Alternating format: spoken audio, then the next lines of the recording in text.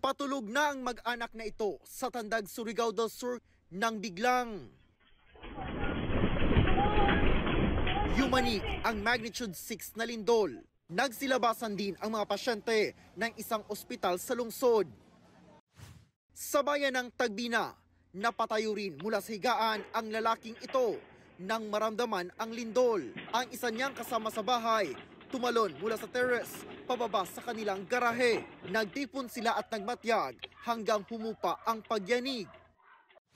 Naitala ng FIVOX ang epicenter ng lindol sa dagat malapit sa bayan ng Kagwait. Kita sa CCTV kung paanong inalog ng lindol ang sari-saring ito sa Barangay Unidad. Naglaglaga ng ilang mga paninda sa halos 12 segundong pagyanig. Nagimbal naman ang mag-anak na ito nang maramdaman ang lindol.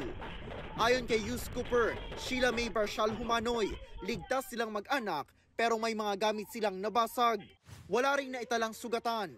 May mga inilikas na residente pero pinauwi na. Dama rin ang pagyanig sa bayan ng Lanuza.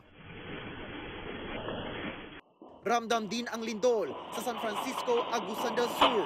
Sa lakas ng pagyanig, naalog ang CCTV ito at tila idinuyan pa ang mga sasakyan sa paligid. Ayon sa FIVOX, naramdaman din ang pagyanig sa ilang bahagi ng Northern Mindanao, Caraga, Eastern Visayas at Davao Region. Ang dahilan po niyan sa ating bansa ay napakaraming aktibong faults sa lupa at sa dagat at ganoon din yung trends na tinatawag kung saan yung karagatan ay sumusuksok pa ilalim sa Pilipinas. Kada araw may 30 earthquakes at least na nare-record ang DOST FIVOX.